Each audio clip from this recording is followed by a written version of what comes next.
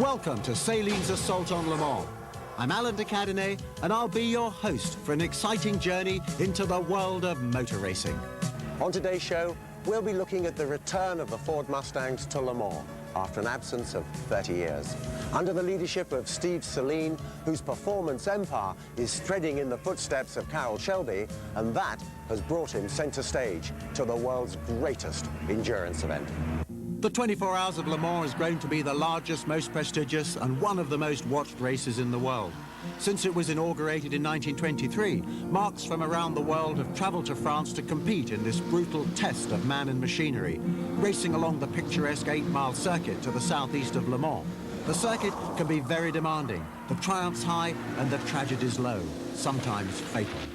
Dominated by Bentleys in the 1920s and Alfa Romeo in the early 30s, the post-war races saw the rise of the British teams once again, but this time under the guise of Jaguar and Aston Martin.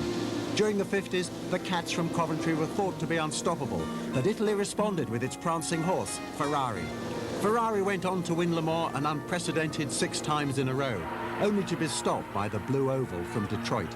Ford's reign lasted a brief 4 years from 66 to 69 with the GT40s leading the pack. The 67 race saw another type of Ford, the Shelby Mustang. It was the first and last time a Mustang would race at Le Mans until now. Not only are Mustangs back, but so are the big three from Detroit. For the first time in over 2 decades, Ford, Chevrolet and Chrysler will battle for a victory in the most prestigious race in the world, Le Mans. We spoke to Sports Car Club of America 3-time national champion Steve Saleen about his love affair with the Mustang. My first major impression of the Mustang is when I was walking across in high school. Wasn't even old enough to drive at the point in time. I saw a Shelby Mustang come around the corner in the high school and drive down the road. From that day on, I really fell in love with the Mustang, Shelby Mustangs in particular. I won my first race in a Shelby Mustang back in '75. Then my first real professional racing came in the Pro Formula Atlantic, where I raced against Gilles Villeneuve, K.K. Rosberg, a number of Danny Sullivan, Bobby Rahal, and that's when I really started to progress as a racing car driver. Steve went on to race the thunderous V8s of the Trans Am series, then on to a brief stint behind the wheel of Indy cars. His experience in road racing led to the development of the first-generation Saleen Mustang in 1984. Teamed with former Mustang drivers Parnelli Jones and George Fulmer, along with future IndyCar driver Scott Pruitt, the Saleen Mustangs went on to win the 1987 Manufacturers' Championship. With Ford's redesigned Mustang in 1994, Saleen was faced with the challenge of improving a new design. His response was the S351.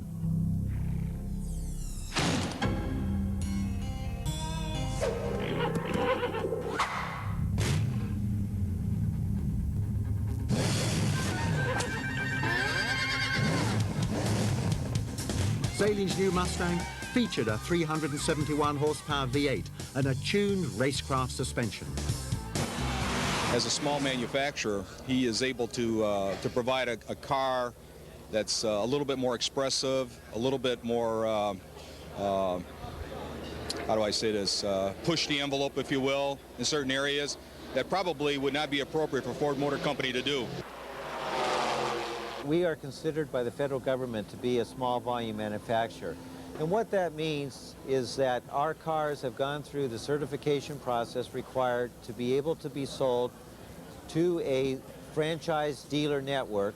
As far as I know, within the world, we're the only ones that go through all of these steps that enable it to be sold as a legal entity or a legal product out of a franchise dealer.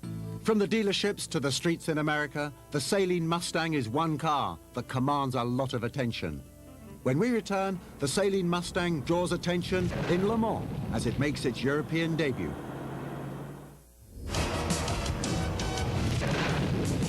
Welcome back to the Saleen Assault on Le Mans. The cars racing this weekend are the result of some well-tested developments. So, let's take a look back at the car, which races in the GT2 category, based on production street cars. This Saleen Mustang is identical in virtually every shape and form to the one that Steve supplies. This will be the top-of-the-range car. In other words, you can come along to the factory, look at the racing car that we have there in stock, and drive away in a car not quite so powerful, but will be in every way, shape and form identical, including every bit of the bodywork. The pieces we're using on this race car will actually, you will be able to purchase those pieces and actually drive out of the lot with the same pieces we're running with this weekend on. Well, we've built a street car with these exact components on it, and it runs really great. If we had to, we could take these components off the street car and put them on the race car and go for it. The car is homologated with various scoops and ducts on it, which is the only way you're allowed to bring air into the car to help cool it. If the street car didn't have these ducts, we would not be allowed to put them in the car. So the race car, as you see it here today, is a virtual copy of the street version, which, unlike any other car that we race against, is probably the closest imitation of the two, street version against racing. The cars we have running here at Le Mans this weekend, we are an evolution of about 2.5 to 3 years worth of development work at Saleen Racing. We started out in the '95 season with a car that's more like Steve's standard road car that he sells today. The car had a McPherson strut front suspension, it had a solid axle rear suspension, which is on the standard Mustang. We went to an independent rear suspension that Ford had developed for a future Mustang, and they asked us if we could run it on our car to get some actual track data. We developed our own independent front suspension, which the problems with the McPherson strut is they're very difficult suspension to make work. With the newly designed unequal length A-arm front suspension and fully independent rear suspension, the Saleen Racing team won the 1996 SCCA Manufacturers' Championship. Last year was our first year with the independent rear suspension. This year we're learning more about endurance by just putting miles on the car.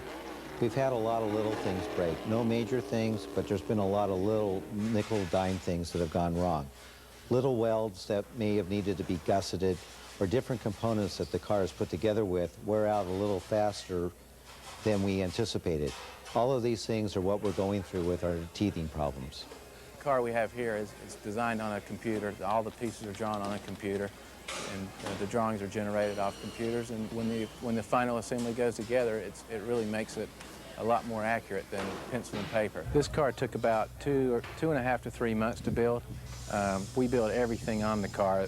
There's hardly anything that we can actually purchase and bolt on without it being modified or without us actually buying the raw material and fabricating the components. A lot of the guys that we race against, they can buy parts from the manufacturer, where us, I mean, we're into manufacturing the whole car. I'm very encouraged about the progress we've made this year.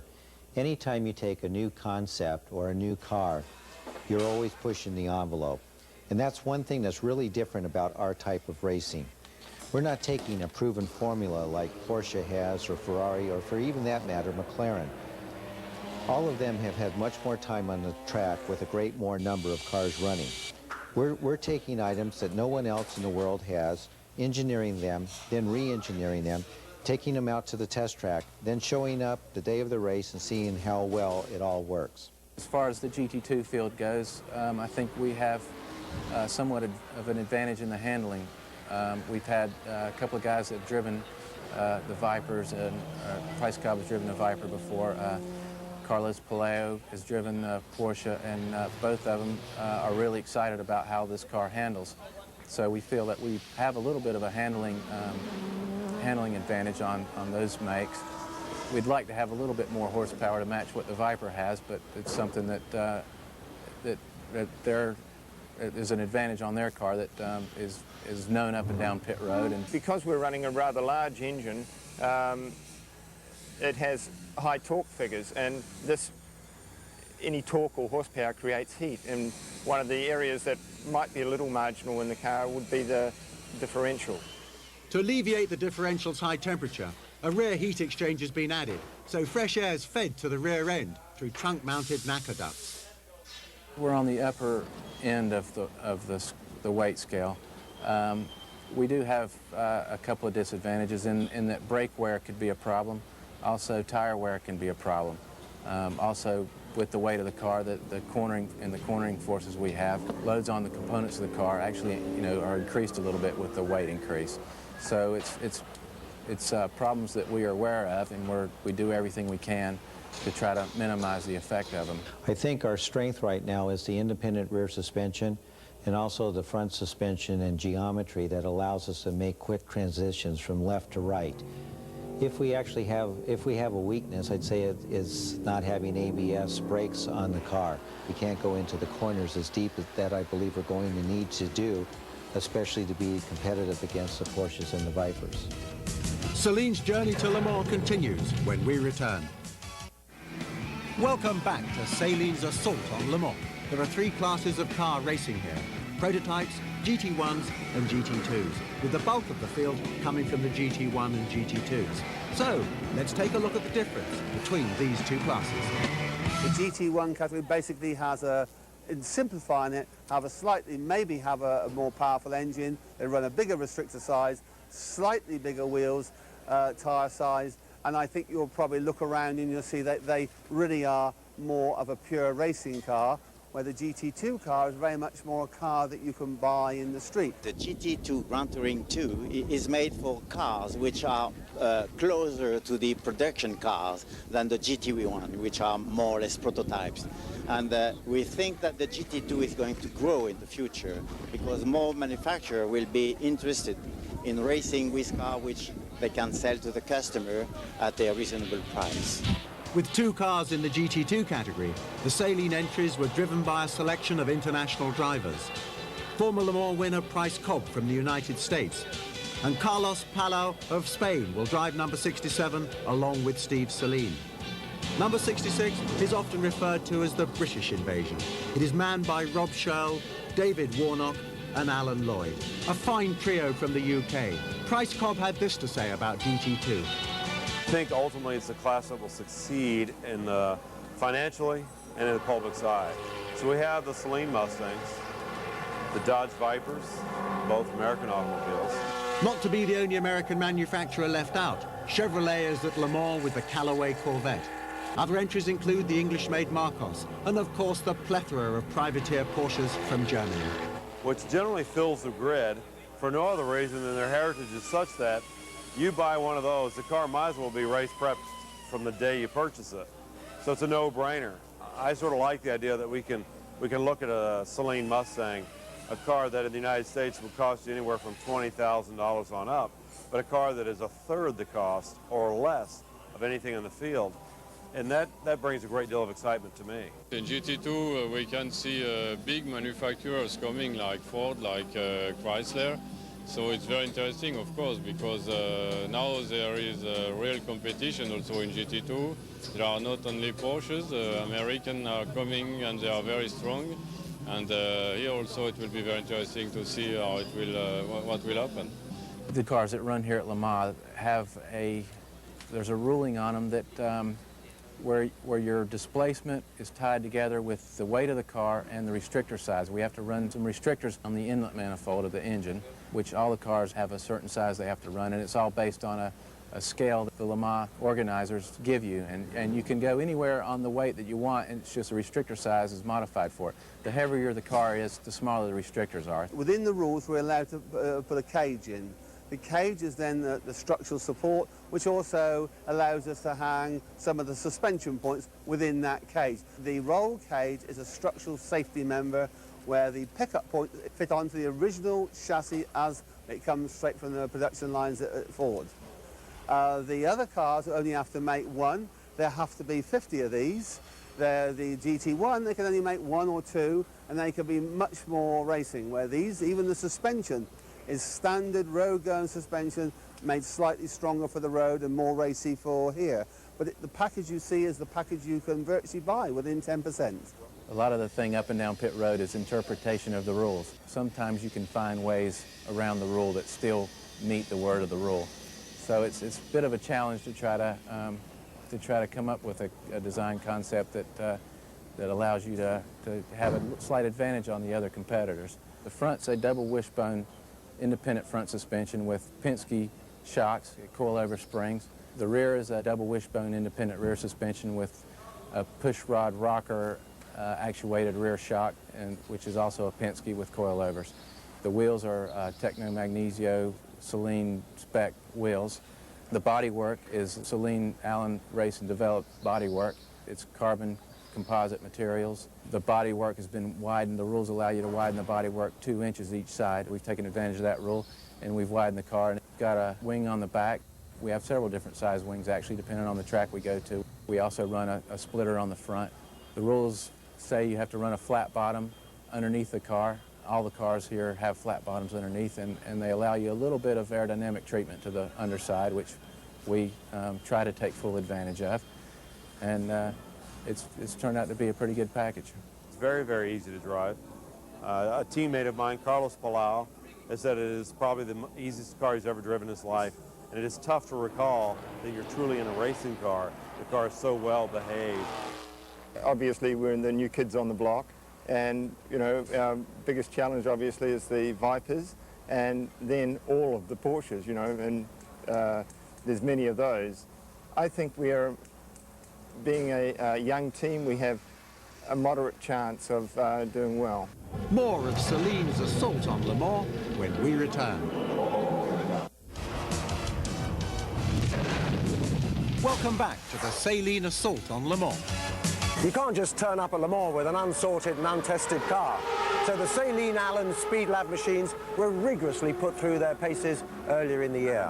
The results were very encouraging, giving the team just the sort of confidence they needed to cross the Atlantic for the big one. We're here at Willow Springs Raceway, the fastest track in the West, testing one of the new Saleen Mustangs for Sebring. And then we go to Le Mans. We're actually going to deliver a car over there. Actually, that would be Le Mans. I won't be going there because I have to babysit. That's what it is. I won't be able to be with the team in Le Mans. Le Mans. Sounds like Le Mans, doesn't it? You're delivering something. Not that I mind, because I don't think the French like me. I'm no Jerry Lewis. But nevertheless, we're testing very well here. Steve, the elder statesman of the driver, is out there right now with his lights on. The kind of dedication we have. We work late, we get up early, and we'll be the first Mustang in Europe in 30 years.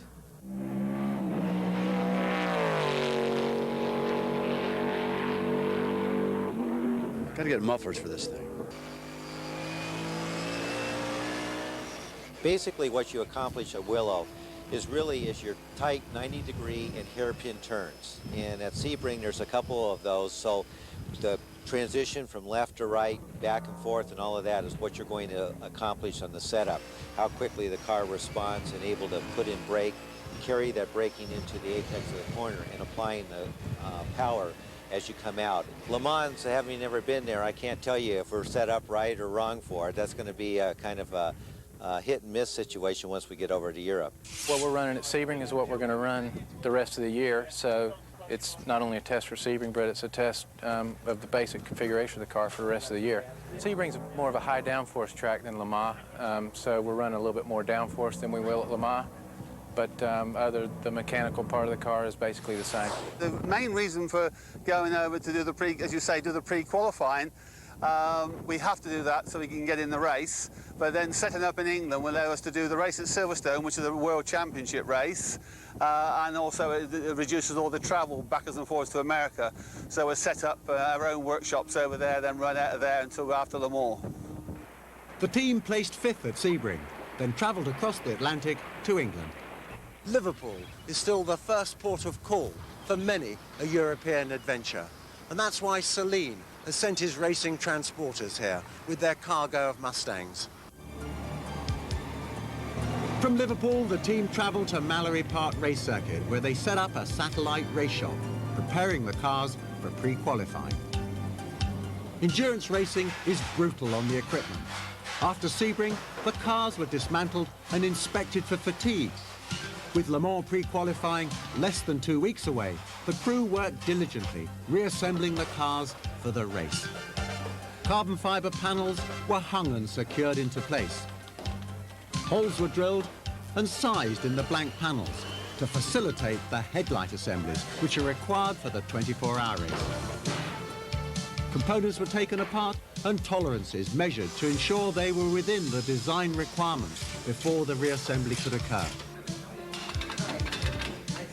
With all the components back into place, the cars were now ready to leave England and travel to Le Mans. When we return, it's time for the Saleen Mustangs to go through scrutineering. Welcome back to the Saleen assault on Le Mans. Before the potent Saleen Mustang SRs could make their way through the curves of Tertre Rouge or down the infamous Mulsanne Straight, there was another journey they had to complete first.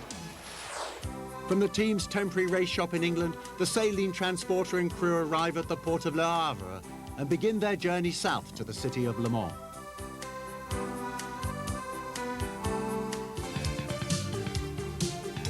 Upon arrival at Le Mans, the first priority went to the garage. Floor mats were installed and mopped, walls assembled and support trusses hung into place as the team transformed the empty garage into a usable workspace. With the garage complete, the GT2 Saleen Mustangs were unloaded and wheeled into their new home at the Le Mans track. Unlike traditional races in America, the garages at Le Mans also function as the pits and will be the crew's home for the next week. With air hoses and power in place, the crew then begin preparing the cars for the upcoming scrutineering.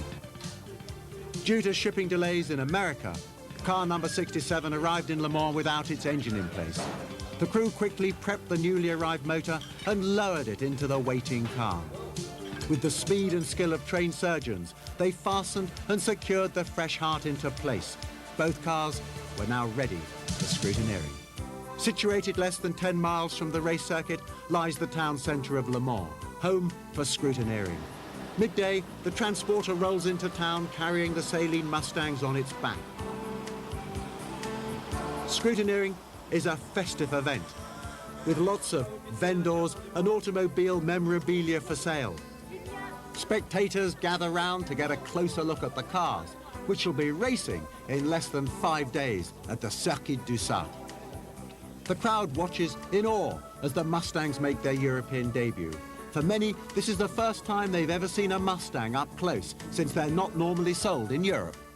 Mustang are a very interesting car because we let for a long time the Ford in Le Mans, and it's the new operation, and it's very good for the race and very good for all the people, and we are very happy to see this Ford in Le Mans this year. As they unloaded, you hear a lot of Mustang, and this is one of the first times that a Mustang has been in this particular town, so it's kind of a new experience, and as you can see, we have one of the larger gatherings around our car. I think a lot of it is that the Mustangs haven't been here since the 60s, and a great deal of interest was piqued beginning last year when Viper, the first time an American car with backing from the American manufacturers, chose to come back, and certainly Steve Saleen, with his involvement with Ford, like the 60s, is back again. Certainly brings a great deal of attention. We have different times that we go through technical inspection, and then we go through and all the inspectors look for weight, height, all of the rules that need to be adhered to make sure everyone's playing on a level playing field. And it's really quite exciting. They have a lot of other attractions going on, and I'm not quite sure why everyone doesn't have to work today. The Saleen Mustangs enter stage 1 of scrutineering as the day progresses. The cars travel to each station and are examined by the scrutineers to ensure they meet the GT2 requirements. Whilst the cars travel through inspection, the drivers must register as well. Yes. Boring. Steve and Price's car number 67 follows car 66 through the final stages of scrutineering. The crew pushes number 67 to station 3, where it's raised on a hoist, so its underbelly can be easily examined. The scrutineers even have to measure the length and flatness of the bottom.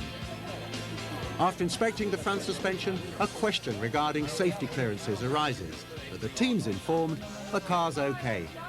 After passing inspection, car number 67 is wheeled out for a photo session along with its sister car, number 66. The crew and 4 of the Saleen drivers stand proudly next to their Mustangs, which will be qualifying for grid position tomorrow.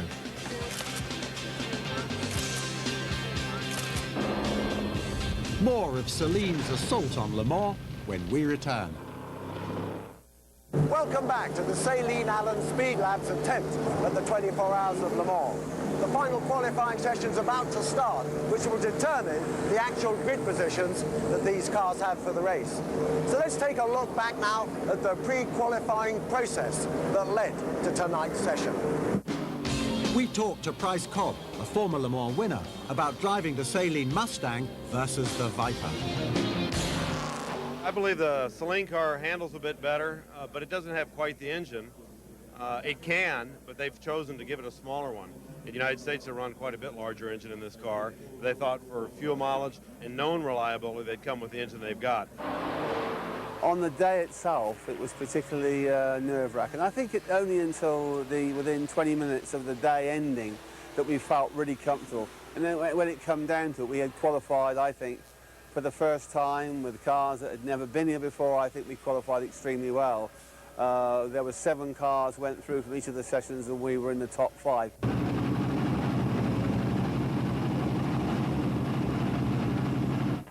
We're at the aerodrome at Le Mans. We've got both of the Saleen Mustangs here.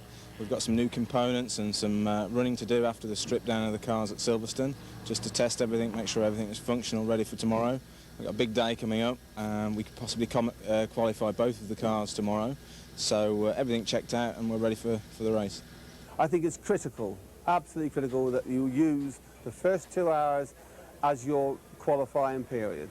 If the conditions are like this and it doesn't rain, and you need to make sure you're in, because the next day it may rain and then you're out. So tomorrow's first 2 hours are vital. Qualifying day arrives. The stands are empty now, but by day's end will be filled with spectators cheering for their team to make the final cut. In all motorsports, tires are the crucial link between the car and the course. Because Le Mans is a 24-hour race, countless sets of rain and dry tires are required. The dry conditions necessitate the running of slicks, and with these installed, both cars are now ready for qualifying. Without warning, the fickle June weather in France turns sour, unleashing buckets of rain.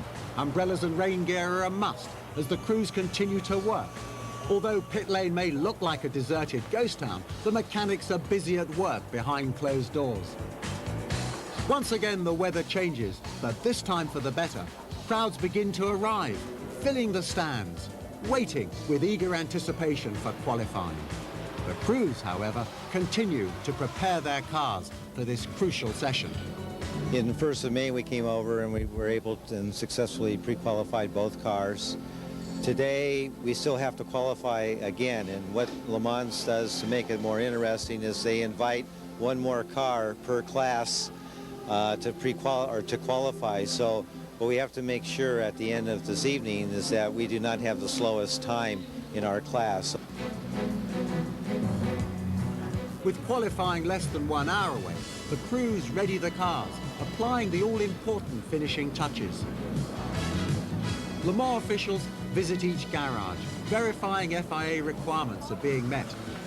Firemen take their positions, ensuring there's adequate coverage amongst the pits. Once the fueling bottles are filled and the Saleen drivers suited up, the team is now ready for qualifying.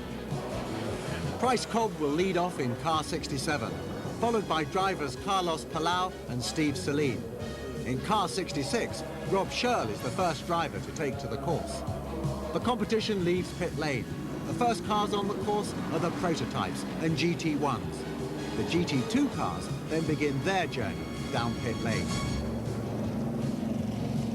Number 67 is fueled and leaves the garage, followed by number 66. The pressure on the Saleen team is high. Both cars must qualify to prevent an elimination from the GT2 field. The extra car invited back to Le Mans will replace the car which doesn't qualify. Number 66 pits. Design engineer Chris Willis is informed that the gearing in 67 may be too long for the circuit. Next door, the GT1 Gulf McLaren enters while number 66 is prepped for the nighttime session. Car 67 then comes in after successfully qualifying. We ran 3rd and 5th fastest out of 17 cars, so we were very pleased with that. In our particular car, all 3 drivers qualified for the race. Price ran 4:13, I ran a 4:14, and Carlos ran a 4:15. So we were pretty happy with the consistency between the drivers. the cars leave the pits for the nighttime session. Both cars seem to run exceptionally well through the brisk summer night. They run for some 2 hours, needing to qualify each driver for night racing. Carlos Palau completes his session in number 67. Steve watches with trepidation as his team goes through the qualification process. I felt the car very comfortable to drive, easy to drive. This is very important here in Le Mans. And we just have to fix something, especially with the gear ratios. You are a little longer in the rear ratios. But anyway, tomorrow we can fix it up and we can go a little faster. Number 66 pulls in, having completed its nighttime driving objectives. It's necessary that all the drivers qualify as well in the night session as well as during the day. We've gone out and done it. We've got one more driver to go in our car, but we've done the job and we're ready to roll. We're right where we wanted to be. We haven't done much driving because it's unnecessary today. The cars are quick and seem to be very reliable, so we've already parked them for the evening and we're happy. When we return, the 24 Hours of Le Mans kicks off. We're back with the Saleen Mustangs at the Le Mans 24-hour race. In sprint specification, both cars have come through the qualifying with flying colours in the top 10. But overnight, they've been transferred to endurance specification for the arduous 24 hours ahead. What was Darwin's first law of nature? That's right, survival. Just what Saleen has to do here. With qualifying out of the way, the crew prepares the cars for the upcoming 24-hour battle. But of course, Le Mans is more than just a 24-hour race. Back at the town centre, there's a parade in honour of the drivers. Bryce Cobb of the Saleen team waves to the cheering fans. Ford GT40s from yesteryear also make a special guest appearance. Even the local clowns pay their respect. The Le Mans 24-hour race is the greatest race in the world as far as all of the world but the United States is concerned. I'd like to see that change. I was lucky enough to have been in a position to win the race in 1990. They still consider in the United States the Indianapolis 500 is the greatest race. I'll probably in the United States give them that, but I still believe that because of the different marks and makes and the entire world's interest here, I believe this to be. So by the time the race comes, it will be nothing but mayhem, and I look forward to it. And indeed, mayhem does arrive as crowds flock through the gates. A pre-race parade marches by the grandstands, exotic Brazilian dancers, France's elite rescue commandos, drivers and Hawaiian tropic models partake in the festive event as the cars are wheeled to the grid. The atmosphere and energy behind this gala event is that of Carnival in Rio and Mardi Gras in New Orleans. Hundreds of thousands of spectators fill the stands, anxiously waiting for the race to begin, showing support for their favourite team in every way possible. Unfortunately, one of the drivers in car number 66 is disqualified. We lost one of the drivers because of a technicality in their rules. We appealed it, was denied, so the other two guys are going to have to do the Ironman stints and do the whole race by themselves, which they can do if they just pace themselves and watch what they do. Well, I feel a bit nervous because we're now, there's only two of us in the car. We were the underdogs before, so now I don't know what that makes us, but there's me and Dave, and we're going to just give it our best shot, go through the night and see how we feel coming into the morning tomorrow. Former Le Mans winner Bob Bondurant wishes Steve well as the ceremonies come to a close. The Saleen Mustangs from America are unveiled to the masses, ready to make their assault on Le Mans, the most prestigious race in the world. Yeah, this is genuinely exciting. The last time a Mustang was here was actually a Shelby in 1967. This is the first time in 30 years that I'm here to see it, and I'm here to see him win. I have a great feeling for the team. You know, the only thing that bothers me is the cars run too good all week. But, you know, then again, that couldn't be a good sign. I've just never had anything go so smoothly. So Steve Saleen will start out the event, do 2 hours. Everything goes well. and then I'll get in myself for 2 hours. So all I can say is that we think we've done our homework and we're ready to go. Now we need to let it play its hand. You can see them coming through, coming down to Tertre Rouge now on their pace lap behind the pace car. The prototype car to the right there, white this year, the one that was, of course, dark colored last year, won by Davy Jones. And next to it, of course, is the first of the Porsche 911 GT1s. A little bit different to the customer cars, but a tremendous variety of cars out there, and one of the best fields we've seen really in a long time, with a tremendous amount of manufacturer participation, which of course is important for this race. And great parity between the prototype cars and the GT cars. Last year the prototypes had an edge over the GT cars. It was pretty distinct. Porsche did place a GT car in second and another one in third, but this year the GT cars have been allowed more aerodynamic advantages. They pushed the envelopes of their rules. 24 hours as the pace car pulls off, and here we go. Remember, the rest of the field now still have to come through these chicanes, and look, they begin to block already, David, incredibly in a 24-hour race, because remember, the photographs are taken down at the Dunlop chicane. That's where you want to lead this great race.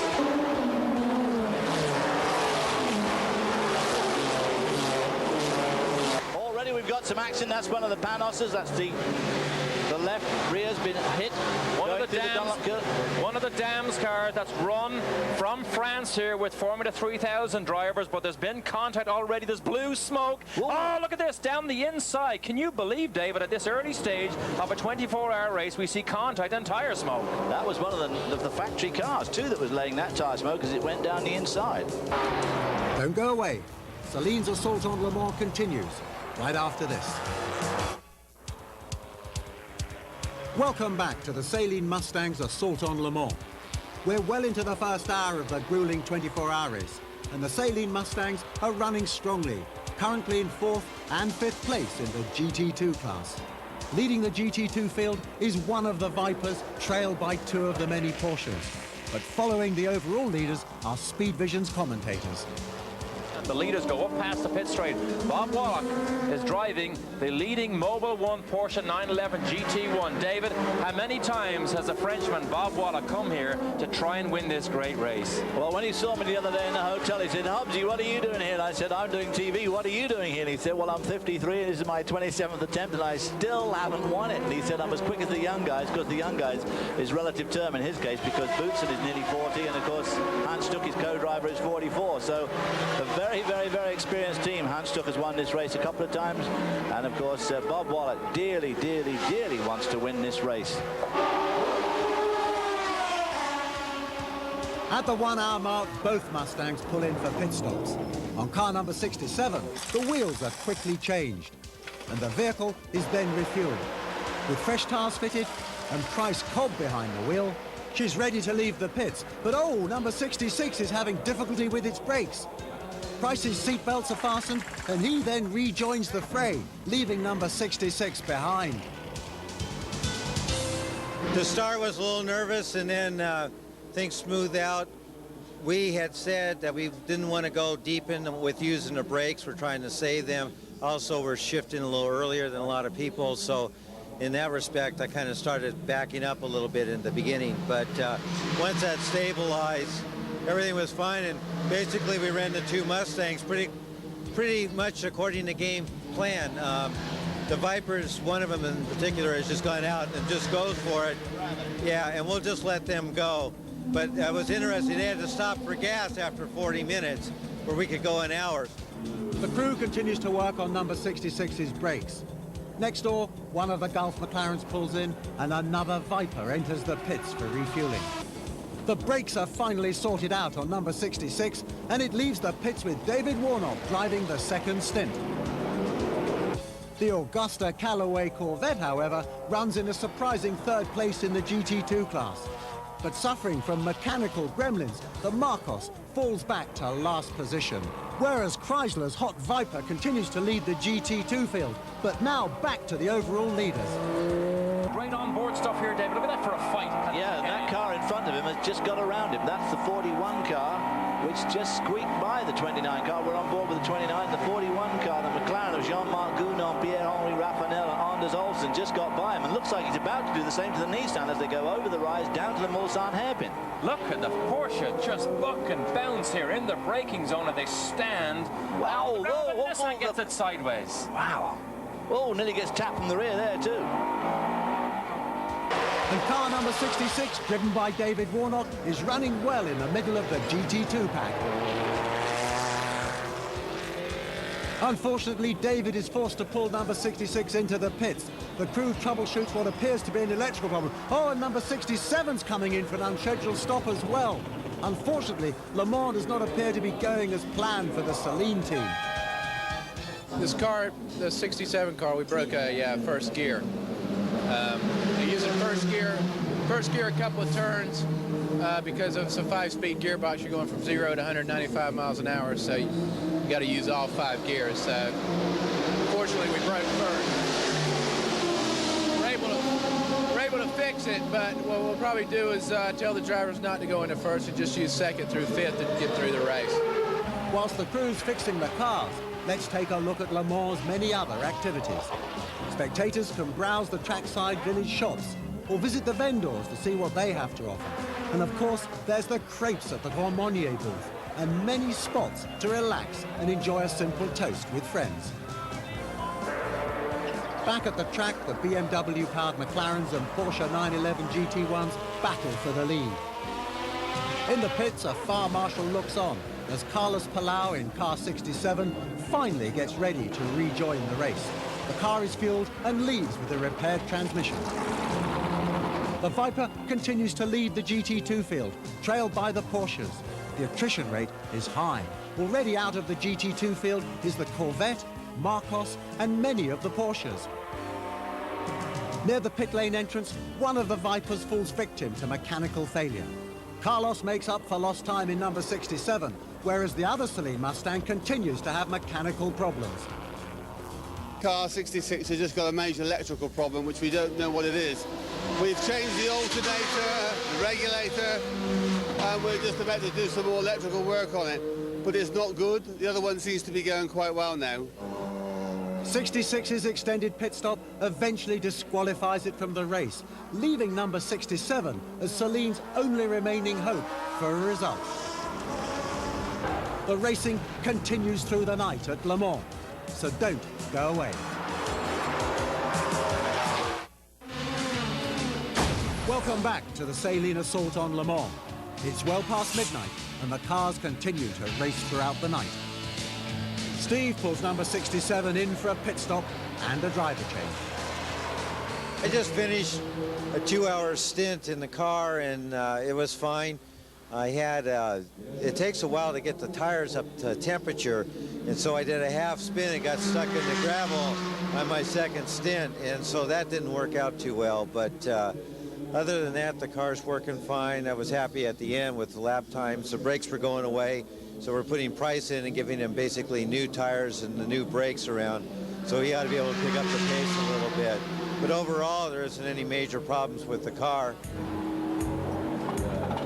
With fresh rubber fitted and the car fueled, it's ready to leave the pits with Price Colt behind the wheel.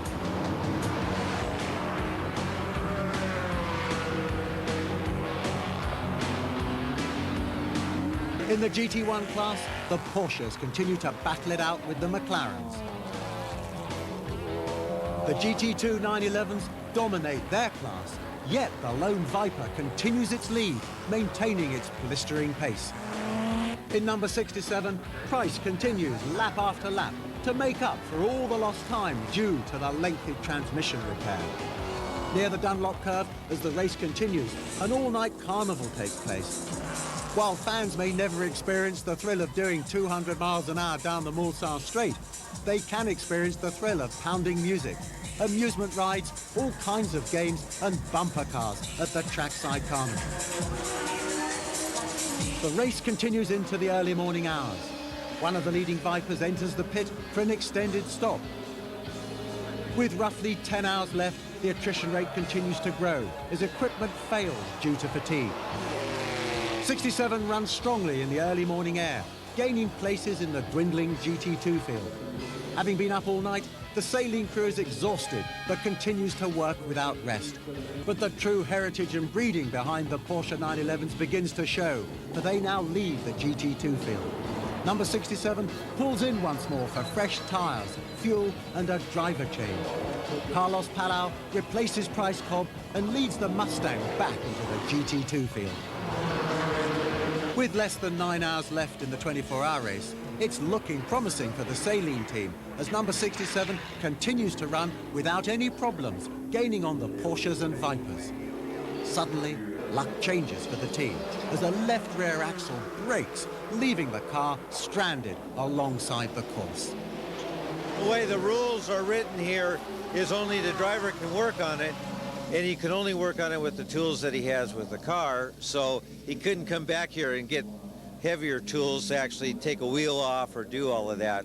So because of that and where it's located out in the track, once the driver leaves the car, it's automatically retired. So officially at 8 o'clock this morning, somewhat 16 hours after we started this race, we had to retire the second car due to a suspension failure. In the GT2 class, the leading Porsche loses a rear wheel after a hurried pit stop, thus dropping it back in the standings. The Tom Walkinshaw prototype Porsche leads the race overall as the 24 Hours of Le Mans draws to a close, eventually taking the checkered flag.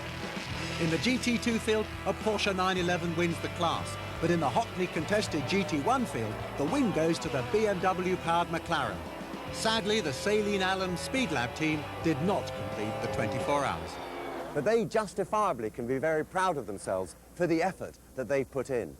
Their apprenticeship at Le Mans has been served, but they'll carry on as fully fledged members of the endurance racing fraternity.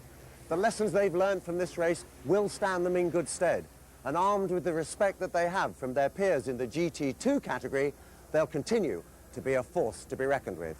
I'm Alan de Cadenet.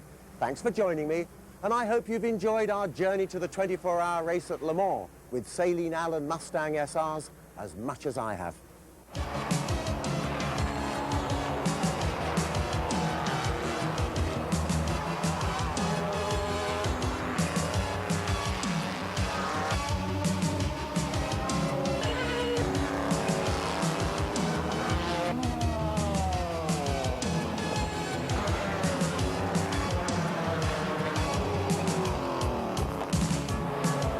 Saleen's Assault on Le Mans has been a WATV production in association with Speed Vision Network.